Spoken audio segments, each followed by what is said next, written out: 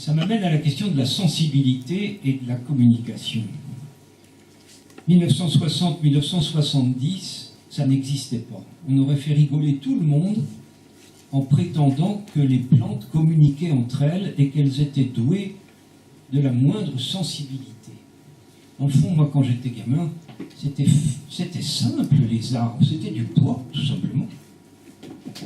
Alors, si on voulait des planches, il fallait prendre un arbre forestier. Si on voulait des fruits, on prenait un arbre fruitier. Si on voulait quelque chose de joli qui fasse de l'ombre, on prenait un arbre d'ornement. Mais dans le fond, tout ça était extrêmement simple. Ça a tellement changé. Nous avons maintenant une sensibilité des plantes et des communications entre les plantes. On a appris, par exemple, que les plantes sont sensibles à la marée, c'est-à-dire à l'attraction lunaire. Une équipe franco-suisse montre ça.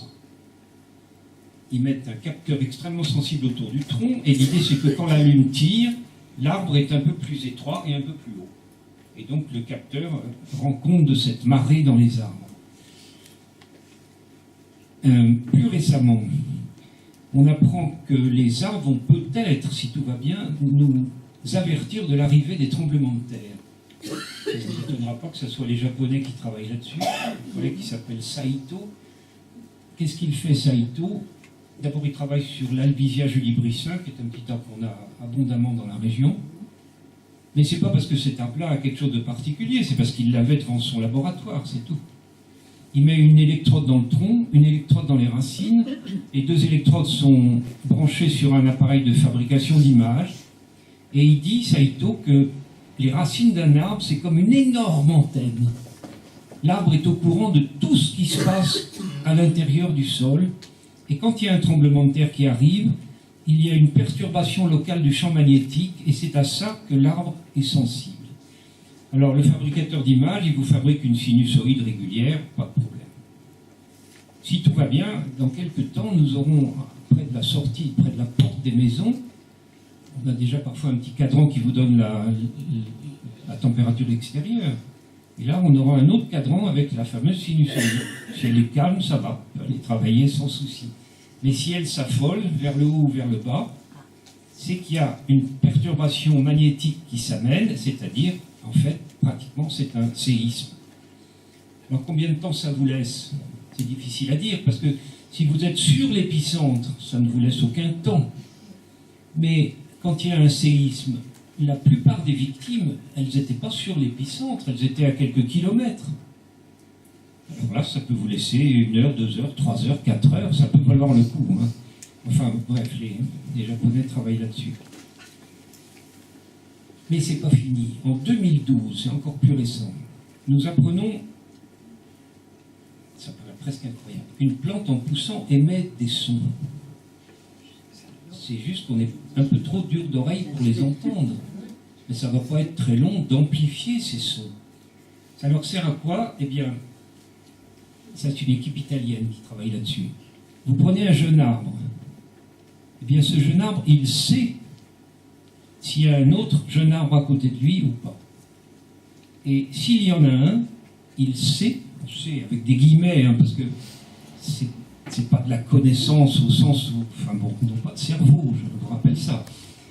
Bon, j'emploie le langage courant, je ne peux pas faire autrement. Le jeune arbre, il sait si son voisin appartient à la même espèce que lui ou pas.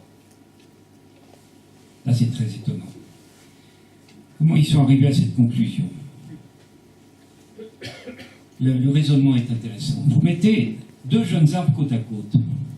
Eh bien, si c'est la même espèce, les racines vont pousser dans tous les sens et ça ne les gêne pas du tout d'avoir un voisin.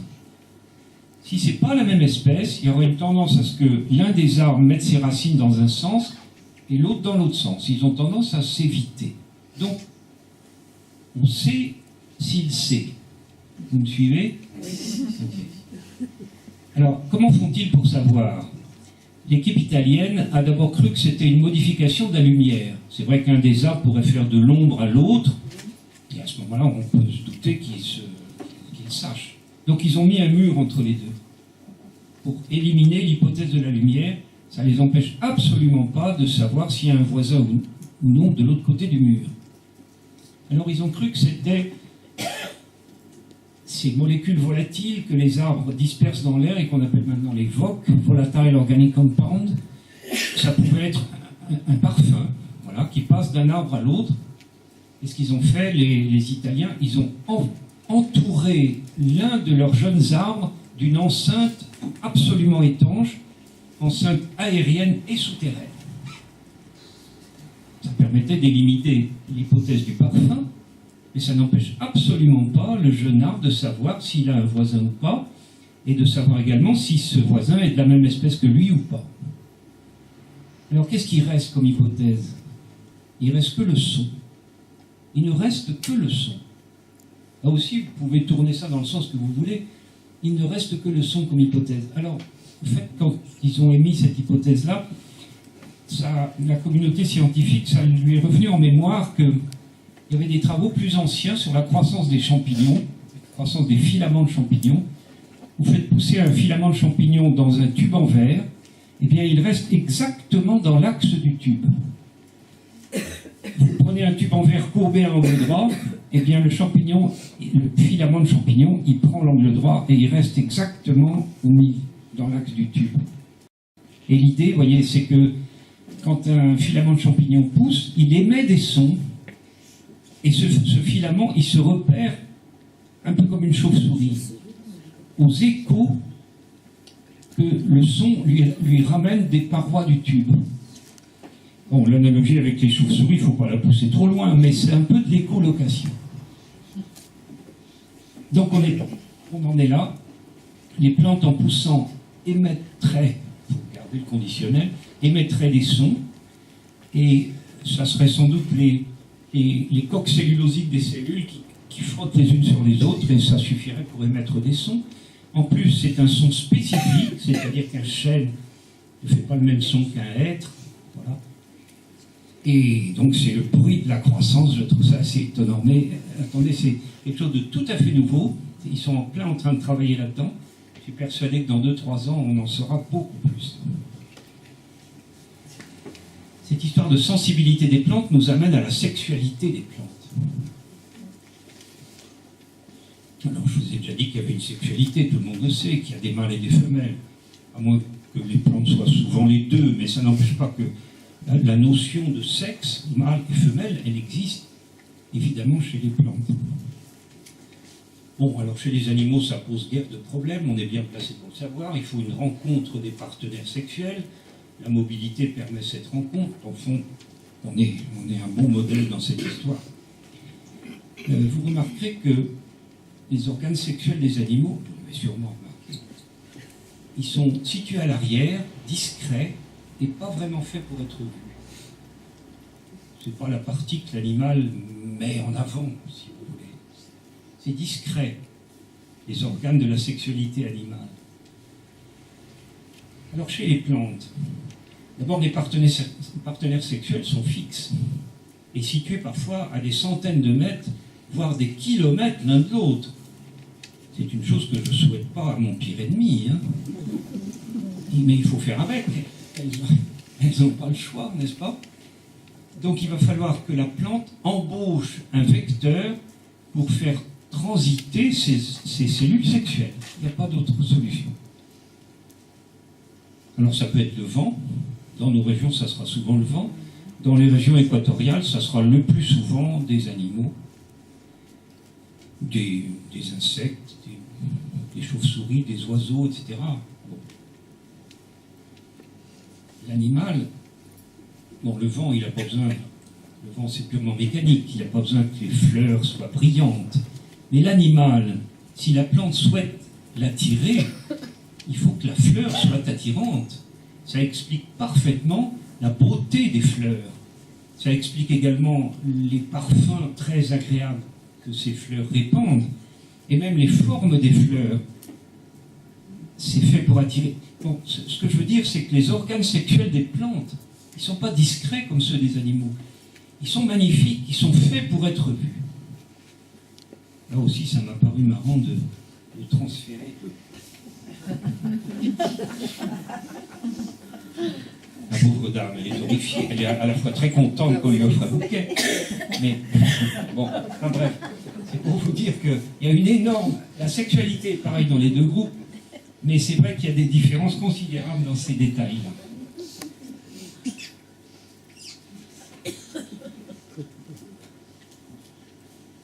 Bon. Alors, il y a quelque chose de très étonnant dans la sexualité des plantes. Enfin, j'espère que ne pas être discourtois. Mais cette sexualité des plantes, elle se traduit par une manipulation de l'animal. Tout ça est étonnant, parce que vous avez deux organismes. Il y en a un qui a un cerveau, et l'autre qui n'en a pas. Et c'est celui qui n'en a pas qui roule dans la farine, celui qui en a un. Et je trouve ça assez étonnant. Et si je me trompe, vous me le dites, mais je ne vois pas de fissure là-dedans. La plante en est à faire polliniser ses fleurs. Bon. Alors elle envoie un message à l'animal, sous forme de beauté, sous forme de parfum, etc. Il y a des formes aussi de fleurs qui attirent les animaux. Le message, il est très simple. D'ailleurs, c'est toujours le même. Viens ici, il y a à manger pour toi. L'animal, il vient. Mais le message est trompeur. C'est là que la manipulation commence. Parce qu'en fait, le souci de la plante n'est pas du tout de nourrir l'animal. Le souci de la plante, encore une fois, notre langage est très déficient. La plante, elle n'a pas de souci. Mais comment voulez-vous que je dise?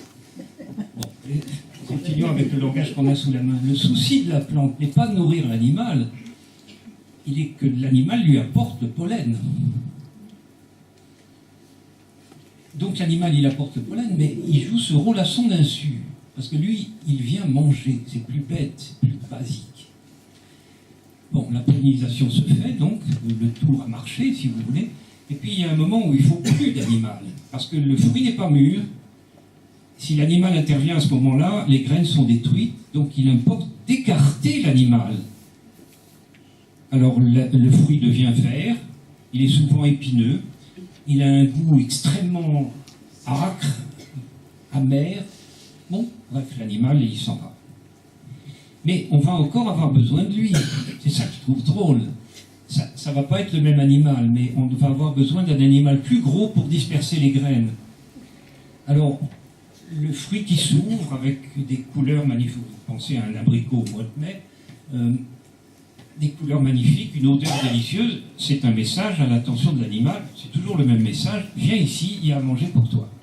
L'animal arrive, mais là aussi le message est trompeur, parce que ce que la plante attend de lui, c'est pas qu'il se nourrisse, mais c'est qu'il disperse les graines.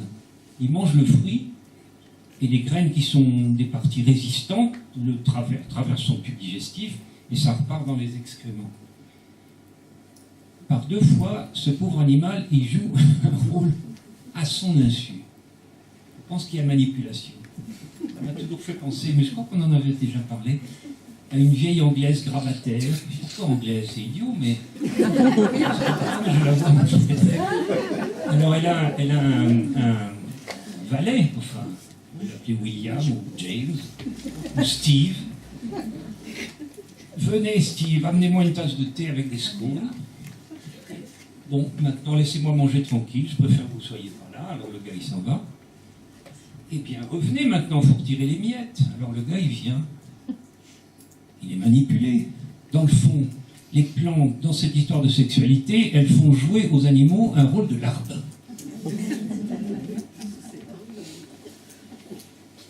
J'en arrive à l'évolution. L'évolution au sens de Darwin. C'est passionnant, c'est le centre de la biologie, ça.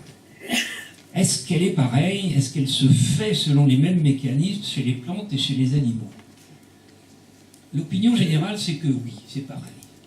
Vous avez peut-être été voir la Grande Galerie de l'Évolution à Paris, au Muséum de Paris. Magnifique, je ne critique pas du tout. Ce que je veux dire simplement, c'est que ça devrait s'appeler Grande Galerie de l'Évolution animale. Il n'y a pas de plantes là-dedans. Aucune. Ou alors j'ai mal vu, mais non. Je consulte avec soin le dictionnaire du darwinisme de Patrick Thor, un bouquin gros comme ça. Rien sur les plantes. Je consulte Mega Diversity de Mittermeier, un collègue américain qui fait une espèce d'ode lyrique à la diversité biologique. Son bouquin est plein d'animaux, parfaitement photographiés, identifiés jusque dans le détail avec la sous-espèce et la variété. Et puis il y a quelques plantes, à vrai dire, à peu près 1% des photos, c'est des plantes très mal identifiées. C'est du genre un arbre vert. C'est là aussi, c'est la méga diversity animale. Bon, alors, l'idée sous-jacente, mais elle est sous-jacente, elle n'est pas vraiment exprimée. C'est que les plantes évoluent comme les animaux, donc c'est pas la peine d'en parler. Elles suivent le mouvement. Parlons des animaux. Et puis les plantes, ben, elles emboîtent le pas. Mais alors, est-ce que c'est vrai? Est-ce qu'elles évoluent vraiment comme les animaux? Moi, j'ai de fortes raisons d'en douter. Et la question n'est pas résolue. Hein. Je voudrais juste donner quelques éclairages pour vous montrer que, selon toute probabilité, ça évolue pas de la même façon. La définition de l'espèce. Vous savez que chez l'animal, l'espèce s'arrête à ce qu'on appelle la barrière reproductive. C'est-à-dire, à l'intérieur de l'espèce, tous les croisements sont possibles et tous les descendants sont fertiles. Et puis, si on va un peu plus loin, il arrive un moment où l'animal rencontre un partenaire avec qui il ne peut pas se croiser, ou alors, s'il arrive à se croiser, la descendance sera stérile. L'espèce animale, elle a une bonne définition, qui est fonctionnelle et qui ne pose pas de problème. Mais il serait erroné de penser que c'est la même définition pour les plantes, parce que des espèces différentes de plantes, ça se croise très facilement. Le platane qu'on a ici, c'est un hybride entre un platane américain, Platanus occidentalis, et un platane du Proche-Orient et d'Europe de l'Est qui s'appelle Platanus orientalis. Les deux espèces ne demandent qu'à se croiser, ça n'a posé aucun problème, et la descendance est parfaitement fertile. La descendance, c'est celle que nous avons dans nos rues. On peut même croiser des genres.